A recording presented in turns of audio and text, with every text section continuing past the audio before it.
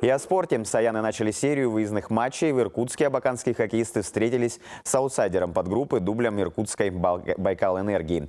По итогам двух встреч наша команда заработала 4 очка. Результатом первого матча, который прошел в воскресенье, стала ничья. Во второй встрече сегодня саяны подтвердили статус лидера – 7-5 в пользу абаканцев. Из Иркутска саяны отправятся в Хабаровск.